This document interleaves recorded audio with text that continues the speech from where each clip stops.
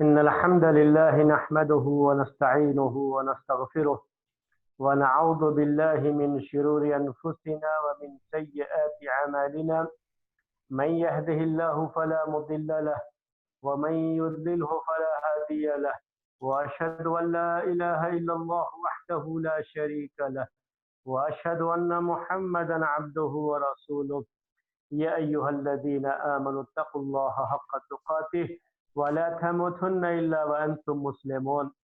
يا أيها الناس اتقوا ربكم الذي خلقكم من نفس واحدة وخلق منها زوجها وبث منهما رجالا كثيرا ونساء، واتقوا الله الذي تساءلون به والأرحام إن الله كان عليكم رقيبا. يا أيها الذين آمنوا اتقوا الله وقولوا قولا سديدا يصلح لكم أعمالكم ويغفر لكم ذنوبكم، ومن يطع الله ورسوله فقد فاز فوزا عظيما. أما بعد فإن خير الحديث كتاب الله، وخير الهدي هدي محمد صلى الله عليه وسلم، وشر الأمور محدثاتها، وكل محدثة بدعة، وكل بدعة ضلالة، وكل ضلالة في النار. محترم بھائیوں اور معزز خواتین، سورہ کہف کی تفسیر کا یہ سلسلہ آج آپ کے سامنے انشاءاللہ آیت نمبر 86، آیت نمبر 87 اور آیت نمبر 88، ان آیتوں کے بارے میں آج انشاءاللہ آپ لوگوں کے سامنے باتیں رکھی جائیں گی۔ اس سے پہلے پچھلے درس میں ذوالقرنین کا تذکرہ آپ کے سامنے آیا، اور ذوالقرنین کا یہ قصہ ہے۔ اللہ تبارک و تعالیٰ نے انہیں زمین میں بڑی بادشاہت عطا فرمائی تھی۔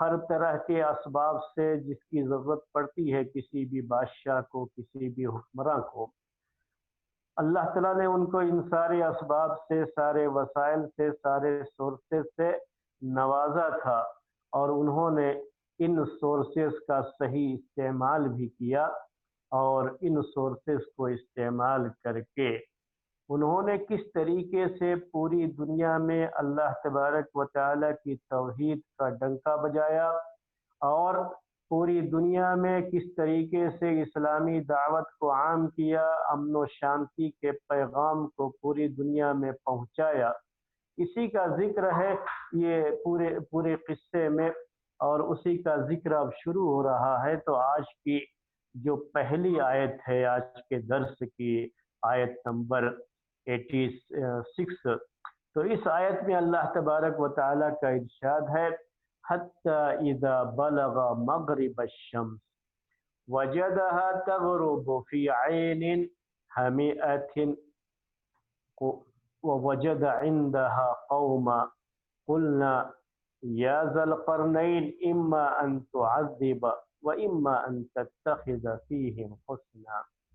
ایک آیت میں اللہ تبارک و تعالیٰ نے پوری کہانی ذکر کر دی ہے، کہانی کا پورا وہ حصہ ذکر کر دیا ہے جس حصے کی دنیا کو، آنے والی قوموں کو، قیامت تک جس حصے کی ضرورت ہے، اور جس حصے میں عبرت و نصیحت کے بیش بہا خزانے موجود ہیں، اس کا ذکر اللہ تبارک و تعالیٰ نے اسی آیت میں کر دیا ہے۔ بس آپ کو غور کرنا ہے۔ غور کرنے کے لیے میں آپ کو جو ہے 5 پوائنٹ اس میں دوں گا، آپ چاہیں تو اس کو اضافہ بھی کر سکتے ہیں، لیکن اسی 5 پوائنٹ میں ہم مختلف فوائد کا بھی ذکر فرمائیں گے۔ پہلا کیا ہے کہ حتی اذا بلغ مغرب الشمس، اس کے پہلے تھا فأتبع سببا۔ اللہ تبارک و تعالیٰ نے انہیں ہر طرح کے اسباب جو ضرورت ہوتی ہے کسی بھی حاکم کو کہیں پہ غلبے اور قوت کے لیے، جس طرح کے اسباب اور وسائل اور سورسز کی ضرورت ہوتی ہے، اللہ تبارک و تعالیٰ نے انہیں عنایت فرمایا، اور انہوں نے उसे वो काम में भी लेके आए, फायदा भी उठाया उसको। ऐसे ही नहीं कि जो है असबाब तो थे, लेकिन हम बिल्कुल जो है सोने वाली कौम बन करके रह गए, या लेजी किस्म के ऐश पसंद, आराम पसंद, और अपनी आराम पसंदी के लिए अल्लाह तबारक व तआला के दिए गए सारे वसाइल, सारे सोर्सेज को इस्तेमाल किया, लेकिन कभी इसके लिए नहीं सोचा कि अल्लाह ताला की दी गई ये सारी सलाहियतें, सारी कुव्वतें, सारे असबाब, सारे जराए और सारे सोर्सेज इस्तेमाल करके हम आगे बढ़े। जिंदगी मुसलसल जिद्दोजहद का नाम है। ये नसीहत मिलती है हमें, ये इबरत और नसीहत हमें मिलती है जुल्करनैन के इस किस्से से।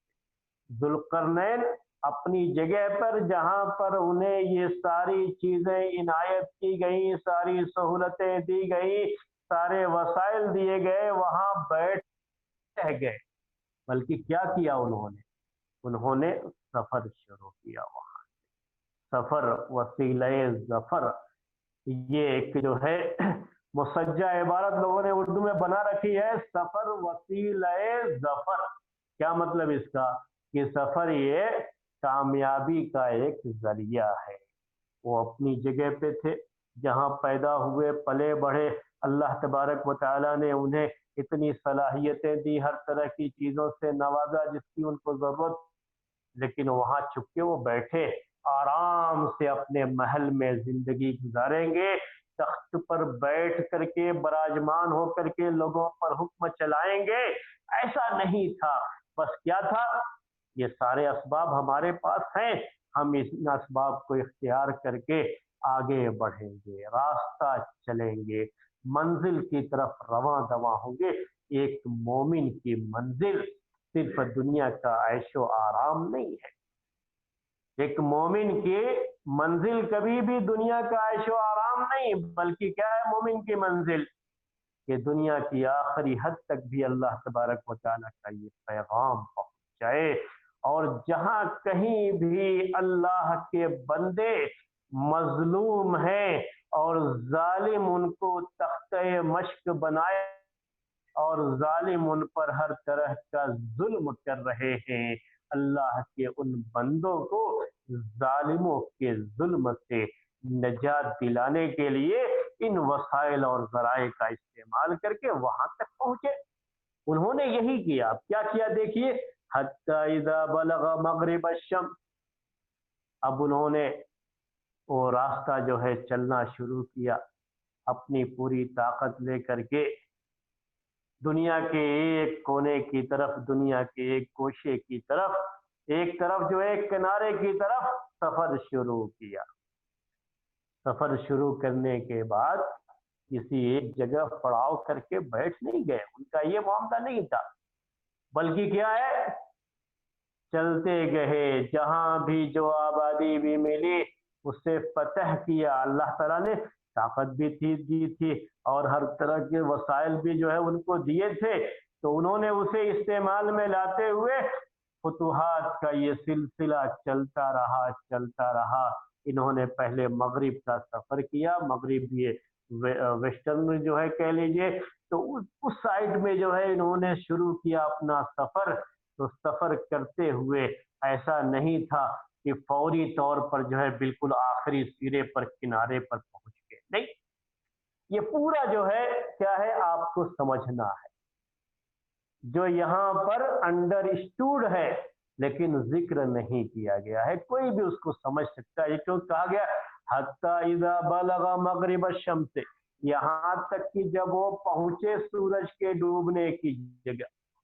यानी यूं समझ लीजिए कि वेस्ट में जिस जो है सिमत में और जिस जो है साइड में सूरज डूबता है उसके किनारे तक पहुंच गए। ये किनारे जो है उड़ करके नहीं पहुंच गए थे।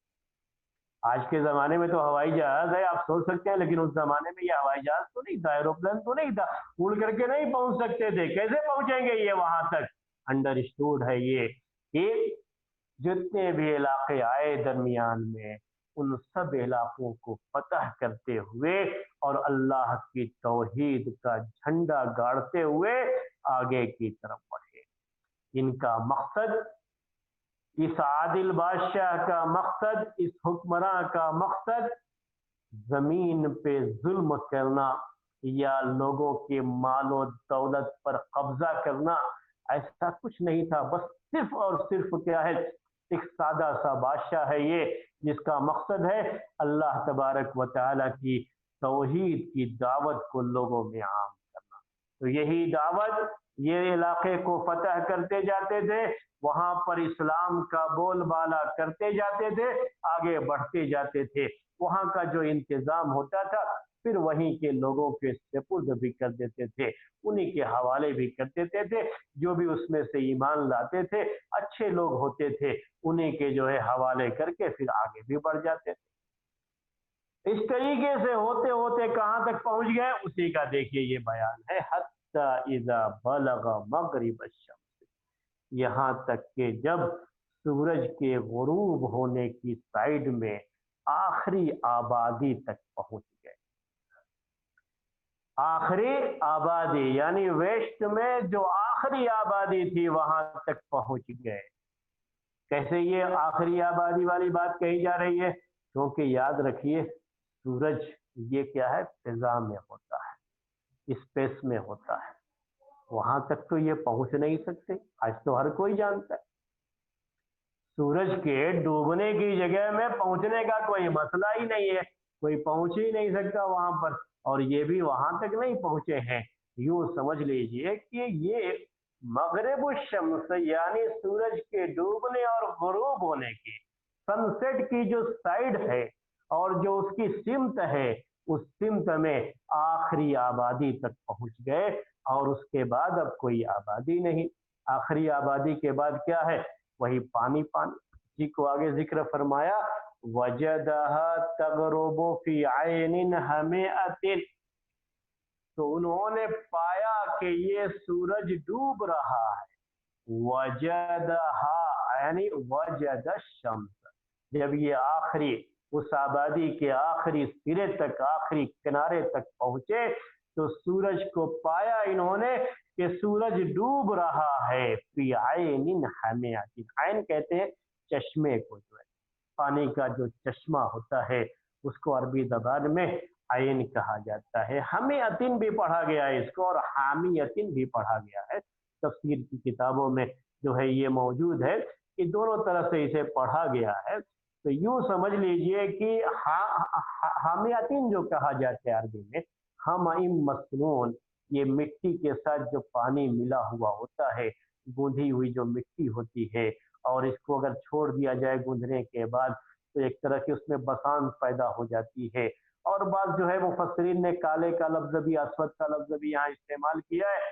تو اس طرح سے کہہ لیجئے کہ وہ مٹی ایسی تھی جو دلدل نما مٹی ہوتی ہے، یعنی پانی بھی ہے مٹی بھی ہے، دونوں مل کر کے ایسا کیچڑ جیسا بن گیا ہے، اور وہیں پر کیا ہے یہ چشمہ ہے، اور چشمہ یہ پانی پانی ہی ہے، آگے حد نگاہ تک جہاں تک نگاہ پہنچتی ہے صرف پانی پانی ہے۔ اسی لیے ہم نے کہا کہ اب یہاں یہ آبادی کا آخری سرا تھا، اس کے بعد کوئی آبادی نہیں تھی۔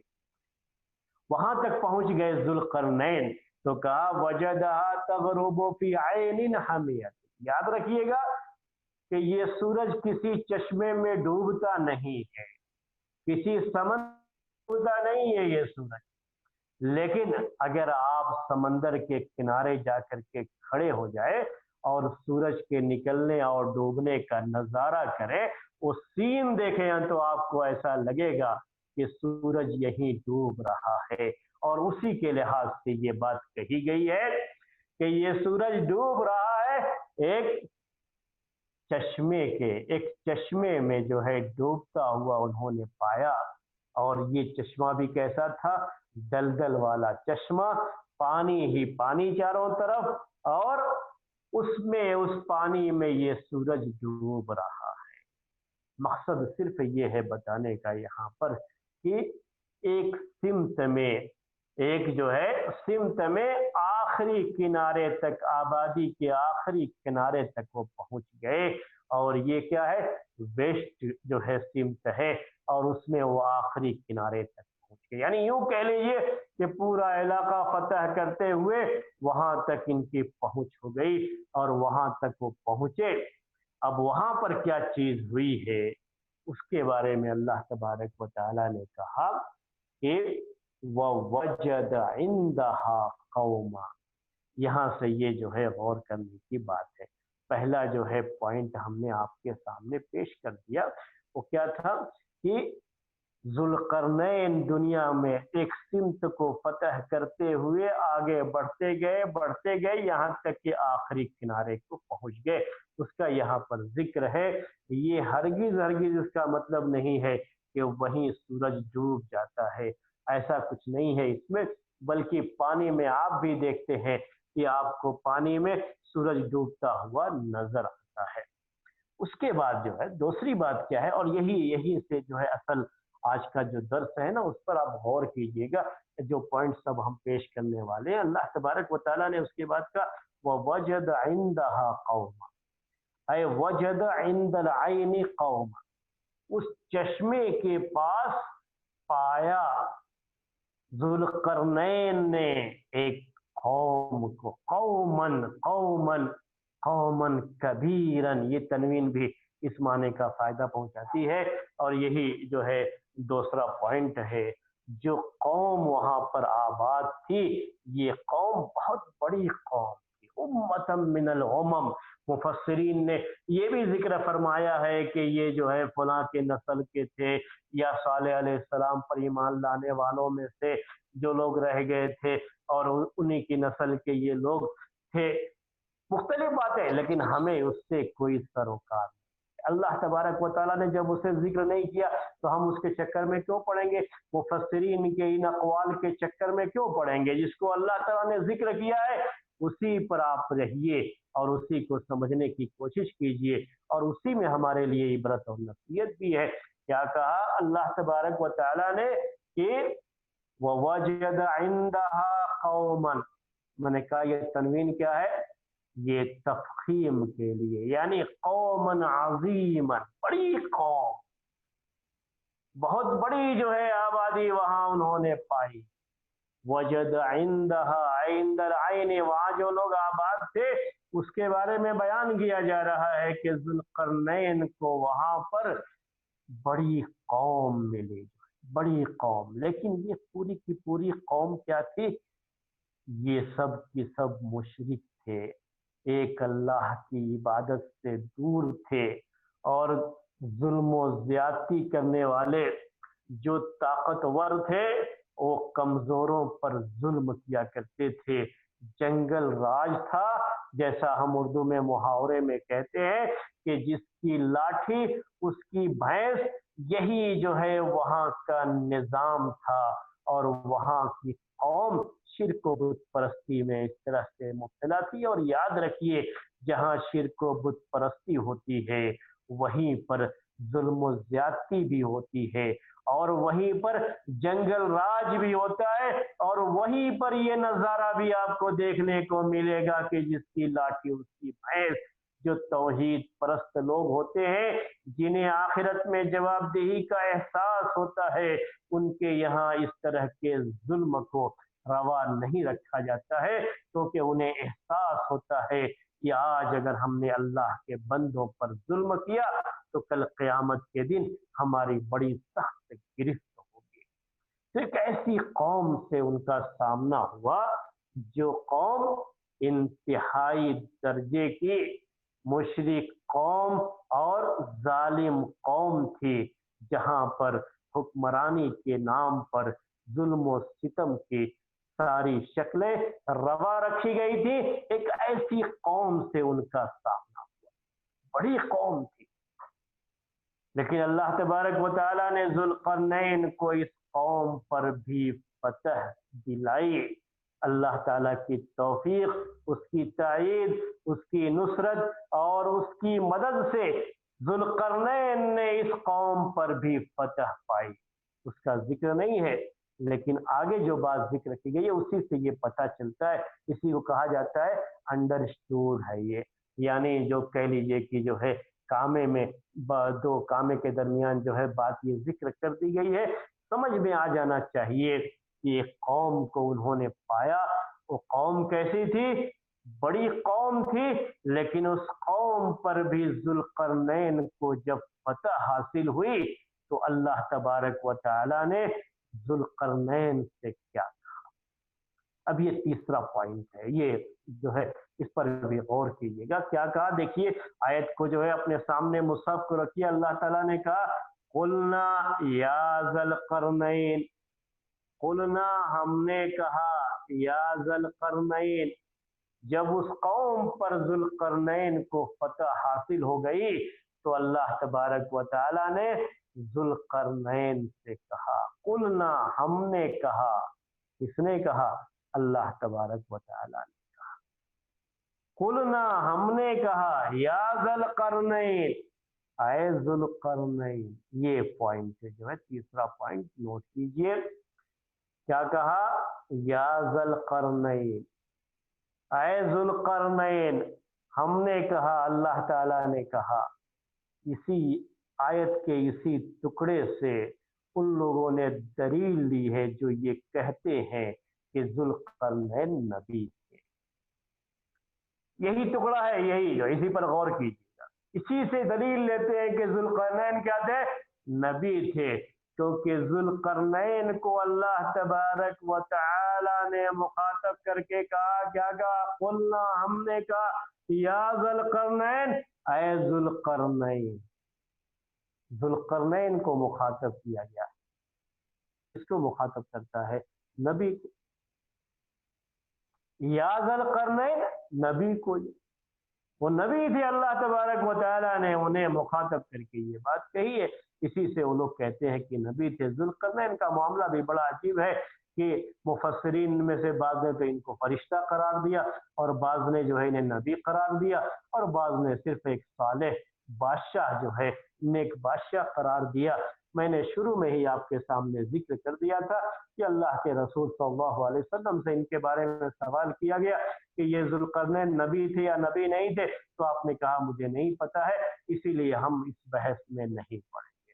لیکن مفسرین نے، پرانے مفسرین کی بات کر رہا ہوں، وہ بھی اس بحث میں پڑے ہوئے ہیں۔ بعض لوگوں نے تو، عربی کے مفسرین نے تو یہاں تک بھی لکھا ہے کہ ان کے پاس جو ہے فرشتہ کون سا آتا تھا، مالک، جو کہ مالک فرشتہ جو ہے جہنم کا خازن، وہ اس کا باقاعدہ کی جو ہے وہ فرشتہ ان کے پاس آتا ہے۔ یہ بھی جو ہے بعض مفسرین نے ذکر کیا، لیکن تفسیر کی کتابوں کی ان روایتوں کی طرف جانے کی آپ کو کوئی ضرورت نہیں، آپ صرف آیت پڑھیے، قلنا یا ذوالقرنین، ہم نے کہا اے ذوالقرنین۔ ہمیں اس بحث میں پڑھنے کی ضرورت ہی نہیں کہ نبی تھے یا نبی نہیں تھے، نبی تھے تب بھی ٹھیک، ہم جو ہے سارے انبیاء پر ایمان رکھتے ہیں، اور نبی نہیں تھے تو بھی کوئی معاملہ نہیں ہے، کیونکہ اگر نبی نہیں تھے تو اس کا معنی یہ کہا جائے گا کہ اللہ تعالیٰ نے ان کو الہام کیا، ان کے دل میں یہ بات ڈالی، اور الہام کا یہ معاملہ ایسا ہے کہ اللہ تعالیٰ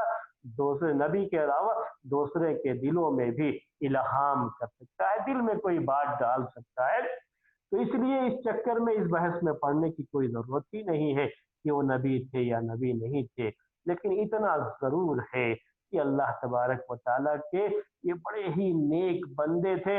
اگر جو ہے ہم یہ کہیں کہ اللہ تعالیٰ نے ان کے دل میں بات ڈالی، الہام کیا، تو یقین مانیے کہ یہ بھی بہت بڑی چیز ہے، اللہ تعالیٰ کی طرف سے بہت بڑی تائید ہے، بہت بڑی نصرت ہے کہ اللہ تبارک و تعالیٰ نے اس جو ہے نیک بندے کے دل میں بات ڈالی، کہا قلنا یا ذوالقرنین۔ چوتھا پوائنٹ اب کیا ہے؟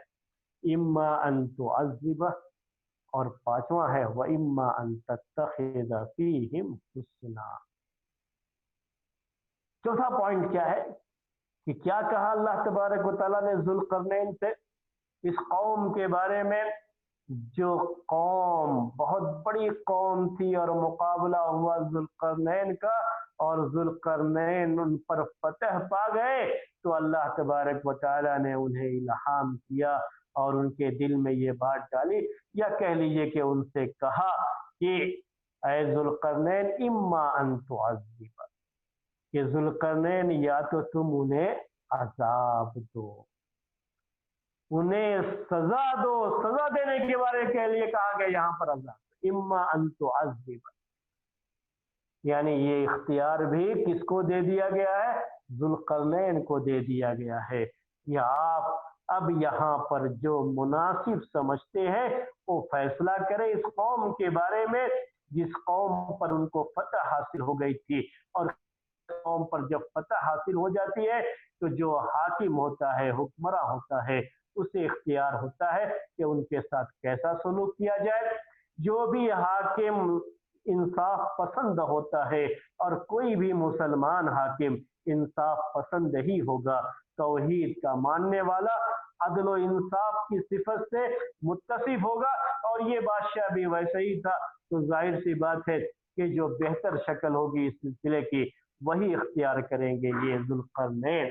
لیکن اللہ تبارک و تعالیٰ نے انہیں اختیار کیا، یہ بالکل ویسے ہی جیسے انسانوں کا معاملہ ہے، اللہ تبارک و تعالیٰ نے انسانوں کو اختیار دیا، نیکی کا راستہ بھی بتا دیا اور بدی کا راستہ بھی بتا دیا، اور اختیار دے دیا وَهَدَيْنَاهُ النَّجْدَيْنِ، دونوں راستہ اللہ تبارک و تعالیٰ نے بتا دیا، اور جو اختیار دے دیا کہ آپ جو ہے نیکی کے راستے پر چلو یا اس راستے پر چلو۔ یہاں اللہ تعالیٰ نے ذوالقرنین کو اختیار دے دیا کہ آپ چاہو تو انہیں سخت سزا دے سکتے ہو، اور چاہو تو آپ انہیں ان کے ساتھ کوئی اچھا سلوک، بہتر جو ہے طریقہ اختیار کر سکتے ہو، یعنی اچھا سلوک کرنا چاہیں تو آپ کیجئے، سب کو معاف کرنا چاہیں تو آپ کر دیجئے، اگر جو ہے آپ سزا دینا چاہتے ہیں سب کو تو سزا دیجئے، یہ آپ کے اوپر ہے، آپ کے جو ہے اختیار میں ہے،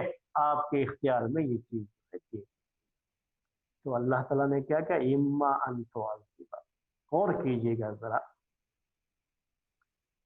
کہ کہا اما ان تعذب، شروع میں عذاب دینے کے لیے، یعنی انہیں سزا دینے کے لیے، اور اس کے بعد کیا کہا؟ وَإِمَّا أَن تَتَّخِذَ فِيهِمْ حُسْنًا، یہاں یہ نہیں کہا گیا اما ان تعذب کے مقابلے میں کہ اما ان تعذب و اما ان تحسن و اما ان تحسن، بلکہ کیا کہا گیا؟ تحسن کا مطلب اچھا سلوک کریں، آپ احسان کریں ان کے ساتھ، اچھا برتاؤ کریں، یا یہ کہ ان کو آپ سزا دیں، یا کہیں اگر معاف کرنے کی بات ہو تو اما ان تعذب و اما ان تعفو و اما ان تصفح، یہ سارے الفاظ عربی میں آئیں گے جب ہم جو ہے ان کے ساتھ عفو درگزر کرنے کے معاملے کی بات کریں، لیکن وہ الفاظ نہیں ہے۔ کیا کہا گیا؟ وَإِمَّا أَن تَتَّخِذَ فِيهِمْ حُسْنًا، عذاب میں صرف اتنا ہی کہا گیا اما ان تعذب، وہ بھی نہیں کہا گیا اما ان تعذب عذابا نکرا، اما ان تعذب عذابا شدیدا، کچھ بھی نہیں، صرف کیا کہا گیا؟ اما ان تعذب۔ یہ اسلوب کا فرق ہے قرآن میں، جب عذاب اور سزا کی بات ہوتی ہے تو اسے ایسے ہی مطلق چھوڑ دیا گیا، اس میں کوئی تاکید نہیں لائی گئی، بہت سخت قسم کا عذاب ایسی بھی کوئی بات نہیں کہیے، لیکن جہاں احسان کرنے کی بات ہے وہاں بات کو تھوڑا لمبی کر کے ایسا اسلوب اختیار کیا جس اسلوب میں ایک وجہ تو پوری آیت کا جو مسجع ہونا ہے، یعنی سجع کی ہر آیت کو ایک خاص قسم کے جو ہے وزن پہ ختم کرنا ہے، تو ایک تو وہ بھی ہے، اور ساتھ ہی ساتھ جو ہے یہ چیز بھی اس سے معلوم ہوتی ہے کہ اللہ تبارک و تعالی ہمیشہ اچھے سلوک کرنے، اچھا برتاؤ کرنے کو ذرا لمبا کر کے پیش کرتا ہے، عذاب کے معاملے میں احسان کو ذرا لمبا کر کے پیش کرتا ہے۔ یاد رکھیے کہ اگر خبر کوئی بہت بری خبر ہوتی ہے تو جتنے کم الفاظ میں اسے بیان کر دیا جائے اور بیان کر کے چھوڑ دیا جائے اتنا اچھا ہے. اس کی ایک ایک جو ہے جزئیات کو بیان کرنا، کیونکہ وہ کان کو سننے میں اتنی اچھی نہیں لگتی ہے خبر، تو جتنی جلدی ختم کر دیا جائے اتنا بہتر ہے.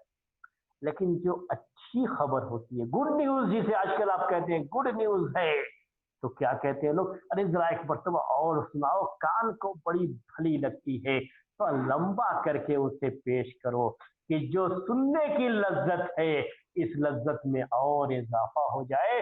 تو اللہ تبارک و تعالیٰ نے اسے ذرا لمبا کر کے پیش کیا ہے.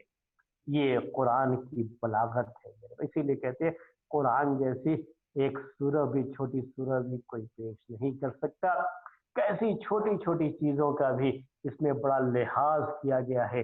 جب قرآن کی ان آیتوں کو اس انداز سے مرتب کیا گیا ہے، منظم کیا گیا ہے، اور آیتوں میں بھی جملوں کو جو ترتیب دیا ہے اللہ تبارک و تعالیٰ نے، وہ اپنے اندر بے انتہا جو ہے فصاحت و بلاغت اور جو ہے بے انتہا اپنے اندر جو ہے وہ حسن اور جو ہے معانی کا ایک خزانہ جو ہے اپنے اندر رکھے ہوئے ہے. تھوڑا بہت احساس آپ کو ہوتا ہوگا جب ہم یہ تھوڑے کچھ پوائنٹ آپ کے سامنے ذکر کرتے ہیں. پھر ہم آتے ہیں اس کی طرف. کیا کہا اللہ تبارک و تعالیٰ نے؟ قلنا، ہم نے کہا.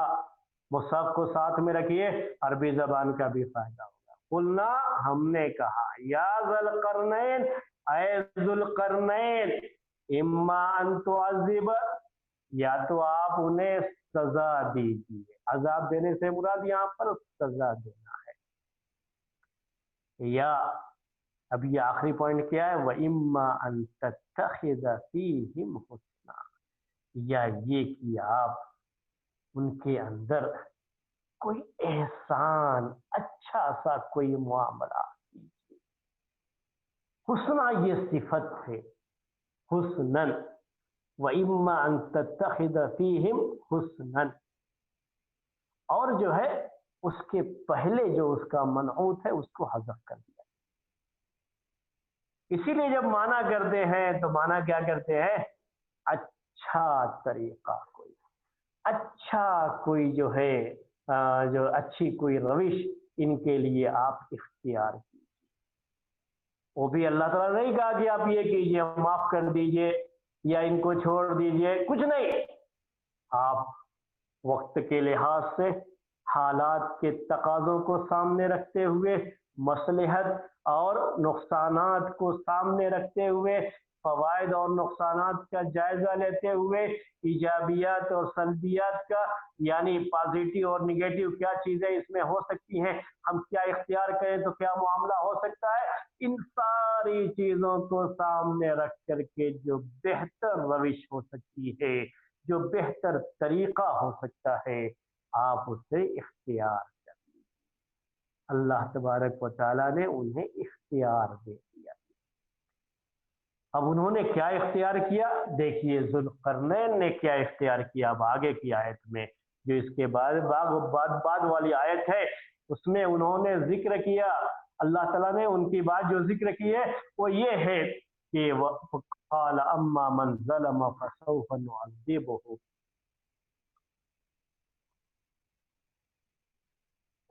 کہا ذوالقرنین نے، قال یعنی قال ذوالقرنین نے کہا اما من ظلم، یہ اما تفصیل کے لیے، یعنی ہم اردو میں معنی کریں گے رہے وہ لوگ جنہوں نے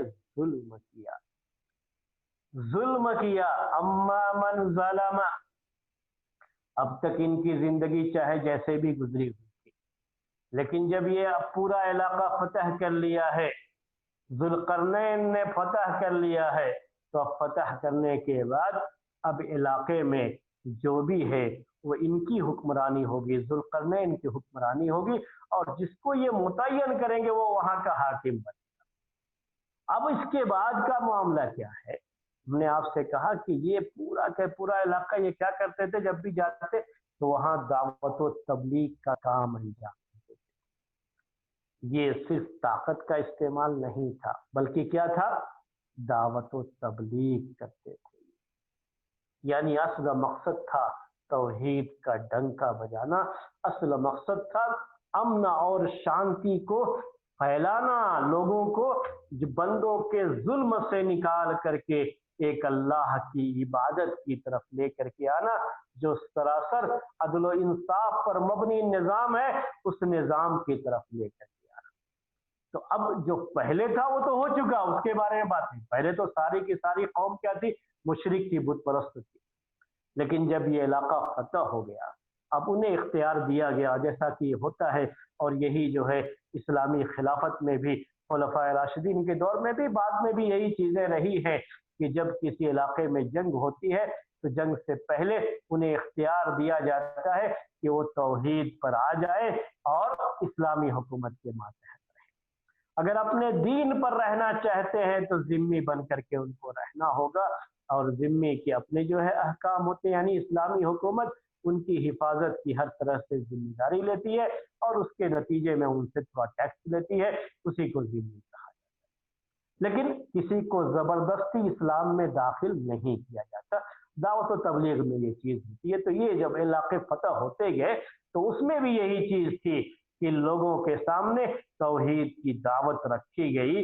جب توحید کی دعوت رکھی گئی، اب اگر کوئی شخص پھر بھی اسلام قبول نہ کرے اور شرک و بت پرستی میں باقی رہے، ہم نے ابھی آپ سے کہا کہ زبردستی تو نہیں داخل کیا جا سکتا، شرک و بت پرستی میں باقی رہے تو یہ کیا ہے؟ ظلم ہے۔ شرک سب سے بڑا ظلم ہے۔ یہاں کیا کہا؟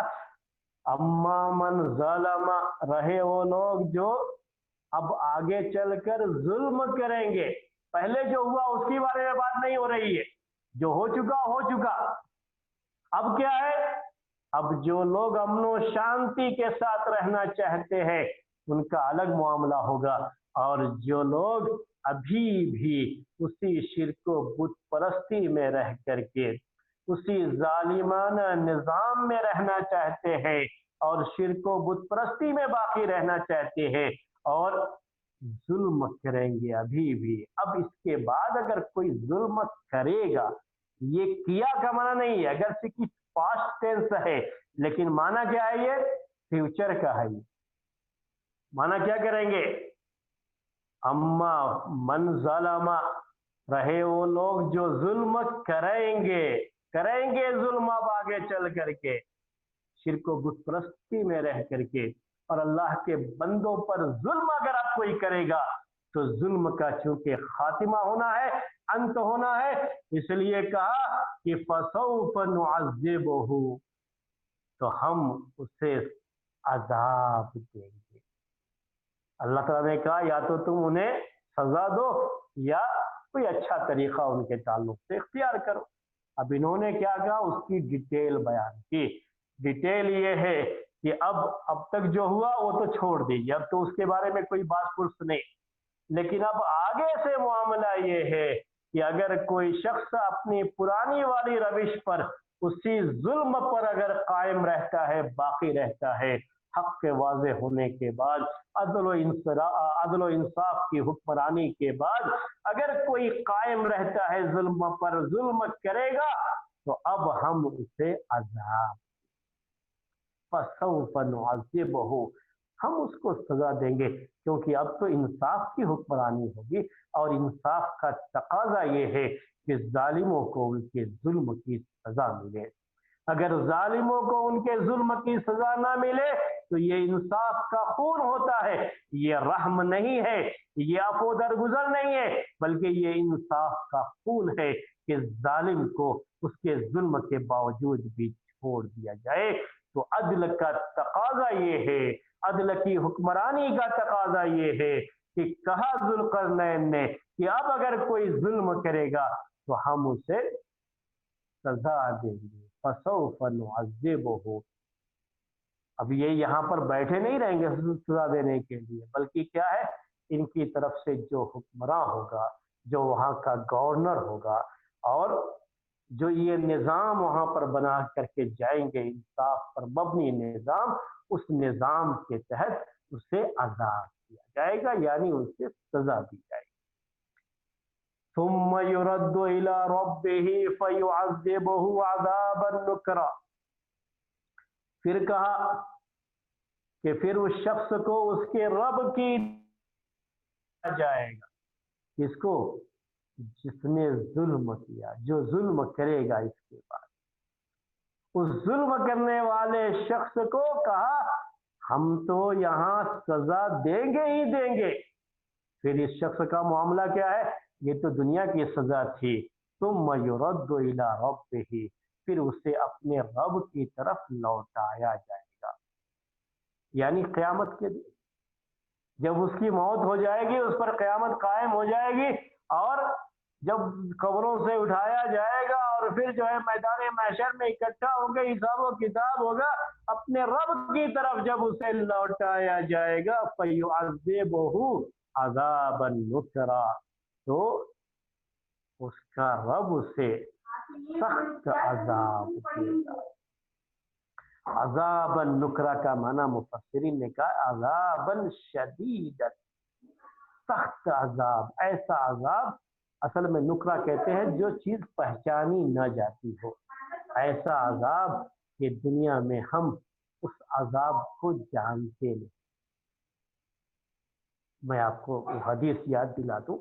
جنت کی نعمتوں کے بارے میں کہا اللہ کے رسول صلی اللہ علیہ وسلم نے کہ جنت کی نعمتیں ایسی ہیں کہ جس کو نہ کبھی کسی آنکھ نے دیکھا ہوگا، نہ کسی کان نے سنا ہوگا، اور نہ ہی کبھی کسی کے وہ چیز وہم و گمان میں خیال میں آئی. جیسے جنت کی نعمتیں ہیں، دنیا کی نعمتوں سے نام میں تو جو ہے وہی نام ہو سکتا ہے ان پھلوں کا، ان چیزوں کا، لیکن وہ اپنے اوصاف میں بالکل مختلف ہوں گی.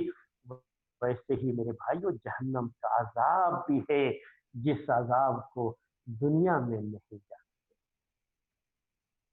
جلانے کا عذاب تو ہوگا لیکن دنیا میں جلانا الگ ہے، اور قیامت کے دن جلانے کا جو عذاب ہے نا وہ الگ ہی ہے. اسی لیے اس کو نکرا کہا گیا ہے. نکرا کے اندر معنی کیا ہوتا ہے؟ یعنی جس کو پہلے سے جانتے نہ ہو. معروف اور منکر یہی ہوتا ہے. منکر کہتے ہیں کہ جس کو پہچانتے نہ ہو، جانتے نہ ہو، منکر ہوتی ہے. جس کو شریعت پہچانتی ہے وہ معروف ہے، جس کو شریعت نہیں جانتی یعنی شریعت میں اس کا حکم نہیں دیا گیا وہ منکر ہے. تو یہ چیز جو ہے ایسا عذاب، اسی لیے اس کا معنی کہتے ہیں عذاب شدید، سخت عذاب قیامت کے دن. دنیا میں اللہ تبارک و تعالیٰ نے جو نظام ہے اور ذوالقرنین کے پاس جو نظام تھا، جو اللہ تبارک و تعالیٰ نے جس نظام کو انہیں سمجھایا تھا یا انہیں الہام کیا تھا، انہیں جو ہے جو فہم عطا کی تھی، اس کی روشنی میں جو عدل و انصاف پر مبنی نظام تھا، اس نظام کے تحت وہ دنیا میں سزا دیں گے.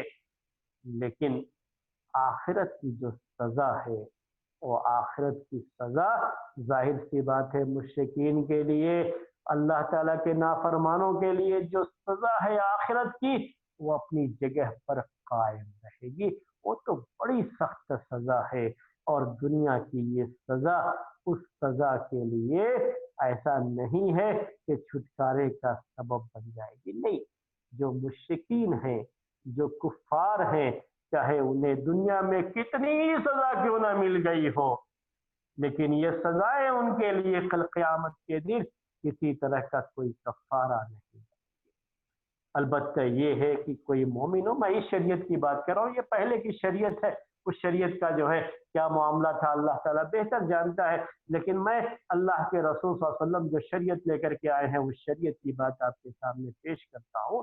اگر کوئی مومن ہے اور دنیا میں اس کو اس کے کسی جرم کی سزا مل گئی ہے، چاہے وہ جو ہے حد نافذ کرنا ہو یا یہ کہ جو ہے اسے جو ہے قصاص جو ہے نافذ کرنا ہو، اگر دنیا میں اس کو سزا مل گئی ہے تو پھر آخرت میں اس جرم کی سزا اس کو نہیں ملے. آخرت میں پھر اسی گناہ کی سزا نہیں ملے گی. دنیا میں اگر سزا اس پر نافذ کر دی گئی ہے تو یہ حدود کفارہ ہیں ان گناہوں کے لیے. اس لیے دوسرے گناہ، دوسری غلطی کی سزا ہو سکتی ہے لیکن اسی غلطی کی سزا اس کو آخرت میں نہیں ملے گی. یہاں اللہ تبارک و تعالیٰ نے ذوالقرنین کی بات نقل کرتے ہوئے کہا کہ ذوالقرنین نے کہا کہ اب معاملہ یہ ہے کہ یہ جو بھی ہے ہم نے ان کے درمیان جو اسلام کی دعوت تو پیش کر دی ہے، امن و شانتی کا پیغام تو ہم نے پہنچا دیا ہے ان کو، اب معاملہ یہ ہے کہ اب اگر کوئی اس میں سے ظلم کرے گا، جو ظلم میں نے آپ سے کہا شرک و بت پرستی کو بھی شامل ہے اور اللہ کے بندوں پر ظلم کرنا اس کو بھی شامل ہے، کیونکہ ظلم کا یہ لفظ عام ہوتا ہے، اگر کوئی ظلم کی روش اختیار کرے گا تو ذوالقرنین نے کہا کہ قانون اس کے لیے سخت ہوگا، دنیا میں بھی اس کے لیے سزا ہوگی، کسی بھی ظلم کے خلاف جو دنیا میں سزا ہے وہ سزا دی جائے گی، اور آخرت کی جو سزا ہے، جو سزا اس کے رب کے پاس دی جانے والی ہے، وہ تو بڑی شدید قسم کی، بڑی سخت قسم کی سزا ہوگی۔ اللہ تعالیٰ ہر ایک کو اس طرح کی چیز سے محفوظ رکھے، آمین۔ یہ بات آپ کے سامنے جو ہے ہم نے پیش کر دی میرے بھائیوں، یہ آیت جو اس کے بعد والی آیت ہے، اب ایک آیت اور جو اسی سلسلے کی تھی وہ رہ گئی، وقت ہو گیا ہے، تو اس کے لیے آپ ایک ہفتے کا انتظار کیجئے، انشاءاللہ جو اچھا سلوک کریں گے اس میں سے جو اچھے لوگ ہوں گے ان کے ساتھ کیا معاملہ ہوگا آگے چل کر کے اس آیت میں جو ہے ذوالقرنین نے جو بیان کیا ہے انشاءاللہ وہ بات آپ کے سامنے پیش کریں گے۔ آج کا درس، تفسیر کا یہ درس ہم یہیں پر ختم کرتے ہیں، اور خلاصے کے طور پر آخر میں دو جملے میں آپ کے سامنے یہ بات بھی عرض کر دیں کہ ہمیں جو نصیحت ملتی ہے میرے بھائیوں، جو سیکھ ملتی ہے اس پوری کہانی سے اب تک جو ہم نے جو ہے سیکھا ہے وہ یہ کہ یہ انتہائی انصاف پسند جو ہے بادشاہ، جو اپنی زندگی میں عیش و آرام کے بجائے اللہ تبارک و تعالی نے جو صلاحیتیں اس کو دے رکھی ہیں، جو قوت اس کو دے رکھی ہے، جو سورسز اور وسائل اور ذرائع دے رکھے ہیں، ان کو استعمال میں لا کر کے اللہ تبارک و تعالیٰ کی توحید کا ڈنکا پوری دنیا میں بجانا، اور اس کے لیے پوری دنیا کے نظام کو درست کرنے کے لیے یہ ضروری ہوتا ہے کہ اس نظام پر غلبہ بھی ہو، قبضہ بھی ہو، اس کے بغیر آپ پوری دنیا کا نظام درست نہیں کر سکتے، اور ذوالقرنین نے یہی کام کیا تھا۔ تو ہمیں نصیحت کیا ملتی ہے میرے بھائیوں کہ ہم آرام پسند بن کر کے، جو اتنا ہو گیا نا کافی ہے، ایک ڈگری حاصل ہو گئی اور نوکری مل گئی، اب آرام سے رہیں گے، آرام سے کھائیں گے، پیئیں گے، موج اڑائیں گے، بس یہی سوچ کر کے ہم لوگ رہ جاتے ہیں، سونا کھانا پینا جاگنا، اور یہ جو ہے طرح طرح کے کپڑے استعمال کر لیے، آرام کی چیزیں استعمال کر لی، دنیا میں جو چیز بھی ایجاد ہوئی سب سے پہلے ہم نے خرید کر کے استعمال کر لیا، اسی کو ہم سمجھتے ہیں کہ ہماری دنیا کی یہ معراج ہے۔ ایسا کچھ نہیں ہے۔ ذوالقرنین چاہتے تو ایک جگہ پر آرام سے اپنی حکمرانی چلا سکتے تھے، لیکن اللہ کا یہ بندہ دنیا کے تمام علاقوں میں توحید کی روشنی پہنچانا چاہتا تھا، اور اللہ تبارک و تعالیٰ کے حکم کو نافذ کرنا چاہتا تھا، اللہ تبارک و تعالیٰ کی طرف سے دی گئی ہدایت کو اللہ کے بندوں تک پہنچانا چاہتا تھا، اور اس طرح سے اس بندے نے آرام کرنا نہیں سیکھا، بلکہ وسائل اور ذرائع جو اللہ نے دیے ہیں، وہ سورسز جو اللہ نے دیے ہیں، ان کو استعمال کیا، ان کو استعمال کر کے اللہ تبارک و تعالیٰ کے بندوں تک عدل و انصاف کو پہنچانا اور امن و شانتی کو قائم کرنا، اس کی ذمہ داری اس نے اچھی طرح سے نبھائی ہے۔ یہی ہمارے لیے اس میں نصیحت کی بات ہے میرے بھائیوں، اور ہمیں اس کو ہمیشہ ذہن میں رکھنا چاہیے۔ اسی پر آج کا درس ختم کرتے ہیں۔ دوسرا ہمارا درس ہوگا خلافت راشدہ کا، اور اس درس کے تعلق سے ہم بات جو ہے اب آپ کے سامنے پیش کریں گے۔ جو لوگ بھی اس درس میں شریک ہونا چاہتے ہیں، عمر رضی اللہ تعالیٰ عنہ کے دور خلافت کے تعلق سے بات چل رہی ہے، آپ اس درس میں شرکت کریں گے، آپ کو جو ہے عدل و انصاف کی اور چیزیں بھی آپ کے سامنے آئیں گی، اور کس طریقے سے عمر رضی اللہ تعالیٰ عنہ کے دور